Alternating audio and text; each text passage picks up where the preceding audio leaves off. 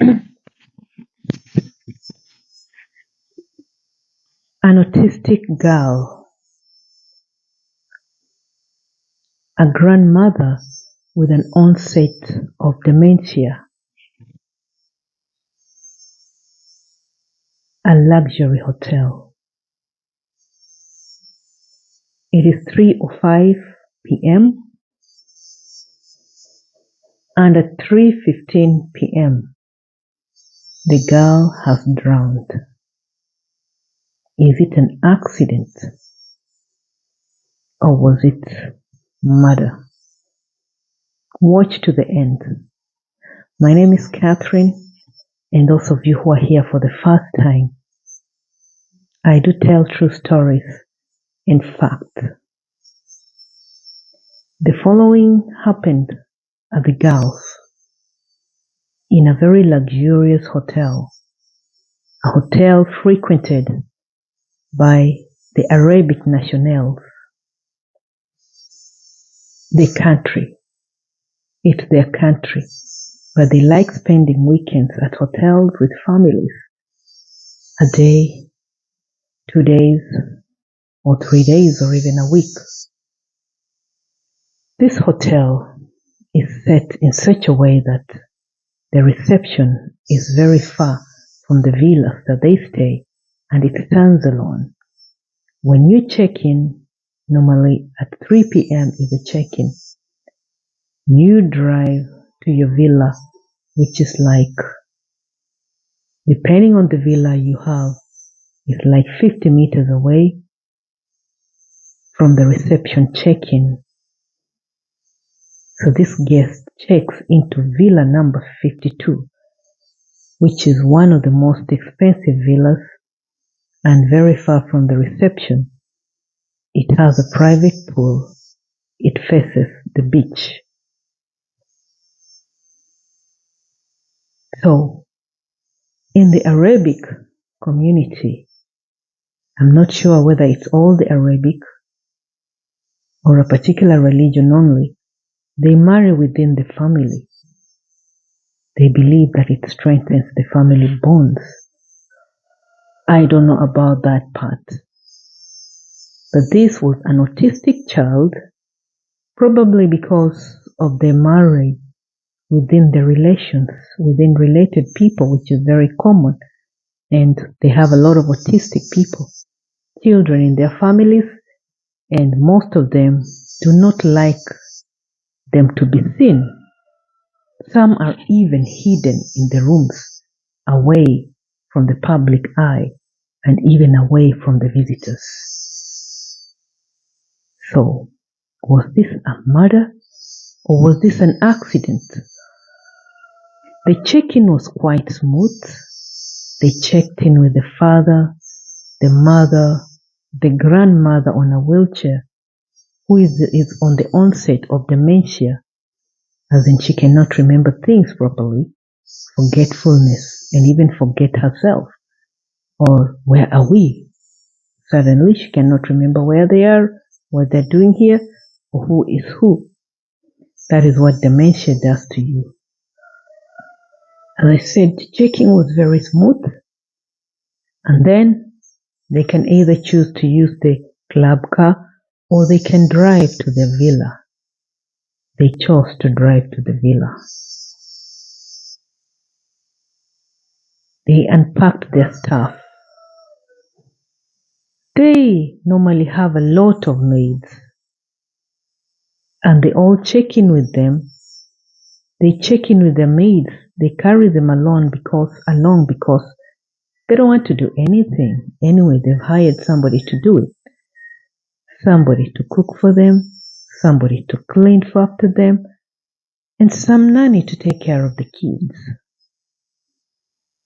Well, all the three nannies were there.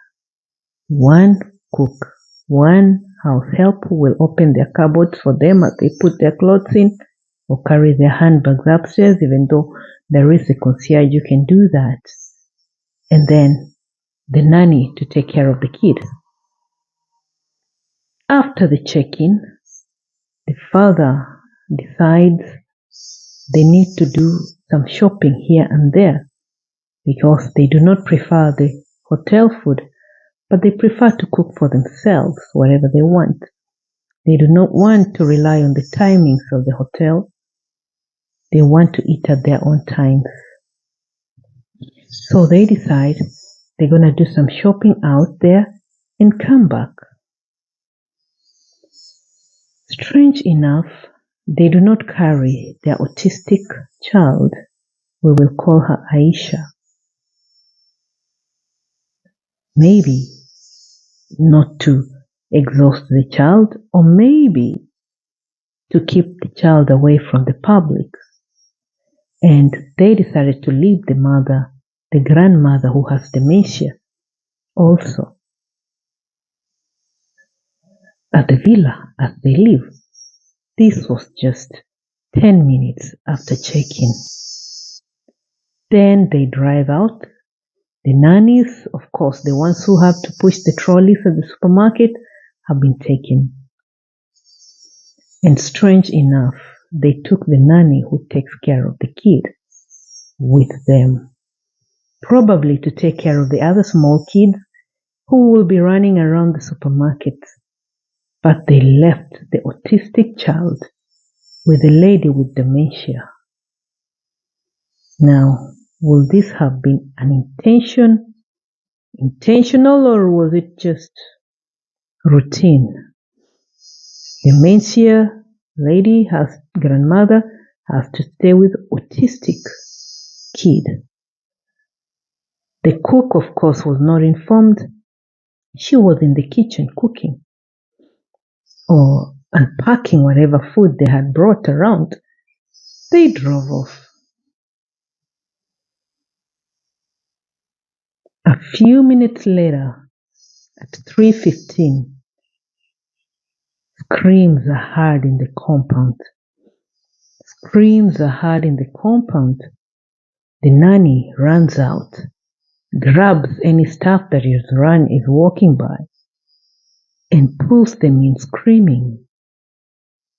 The staff goes in. The hotel staff who was passing by goes in. And in the pool is the autistic child floating. The staff that was pulled there was a housekeeper who had no idea of life saving.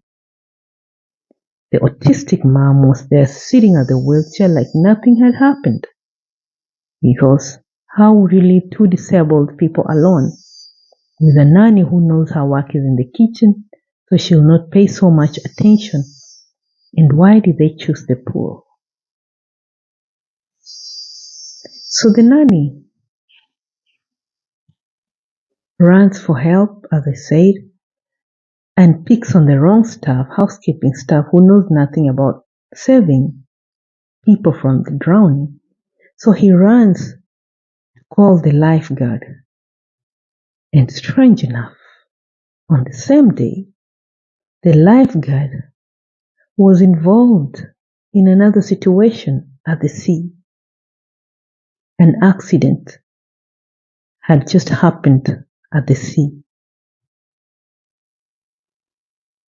Two boats had collided and somebody had been injured.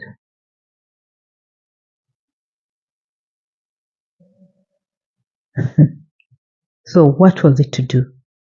Anyway, he left that and ran to the pool, immediately jumped in and pulled out the body. We don't know whether it was a body yet, but pulled out the girl, which in the religion is not appropriate for a man to hold a woman even if it's saving them from the pool. They'd rather you die. Let them die, but don't touch a female. And it's strange. The autistic child was in her full outfit, her hijab, her baya, or buibui as they call them, the Islamic cover, the dressing that the Muslims use to cover their bodies. She was in it floating, and so the clothes was just floating. It had sprayed all over the pool as the body was lying face down. He pulled her out and resuscitated, tried to bring her back to life. We don't know whether he succeeded. By then, an ambulance had been called, and the ambulance was confused where to go because the security man had been informed that there is an emergency at house number 52 and an emergency at the sea, at the beach. So the security did not know where is the ambulance supposed to go, at the beach or at the villa. And then another ambulance appeared. So 2 ambulances had been called, one for the beach, one for the villa. But they were confused which one is which one. Anyway, the ambulance personnel knew, the paramedics knew where they were supposed to go, and that sorted out the things. The confusion was with the security. So the paramedics arrived at the scene of the drowning, and the lady was given first aid and put in the van, in the ambulance. As people say, her legs were blue. What does that mean? Blood was not flowing or what? If you know, please put in the comments. Why will somebody's legs turn blue? Was she already dead? And people were being blocked that she's a lady, so you need to cover her. You don't need to look at her.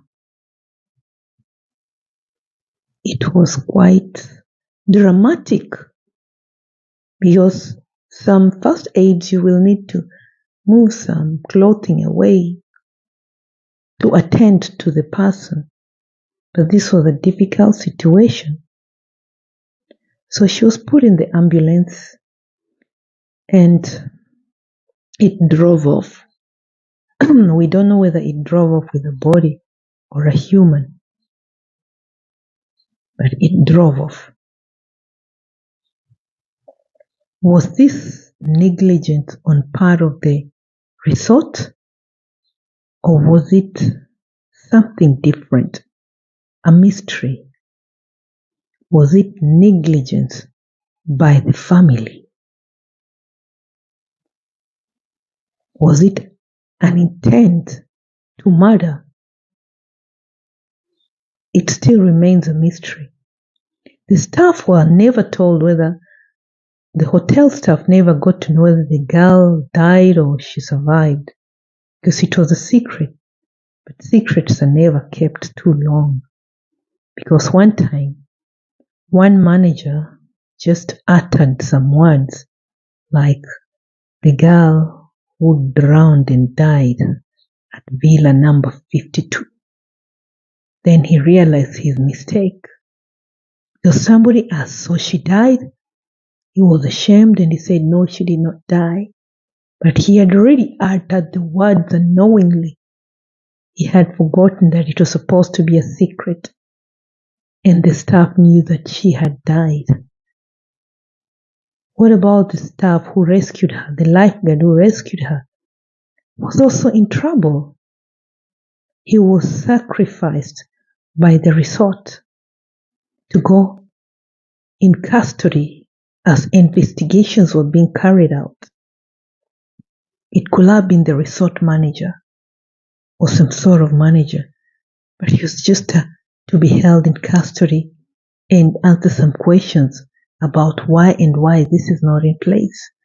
But he was just a lifeguard, but he had to be sacrificed. He spent 3 nights in custody under investigation. He had to tell them what exactly happened, why there was no lifeguard. But the fact is that it was a private pool and there was a notice that there is no lifeguard here. That is what saved them. At least there was a notice, because these villas had private pools and so no lifeguard. And mostly because of the customs in the Islamic countries, the women cannot swim with the male lifeguards seated around. So even if they needed any, there was no female lifeguard around. But they did not ask for any anyway. And it was at your own risk. So was it the family or was it the resort to blame? 10 minutes, 15 minutes into check-in and you're dead. If you like my story, like, share, and subscribe. Ciao.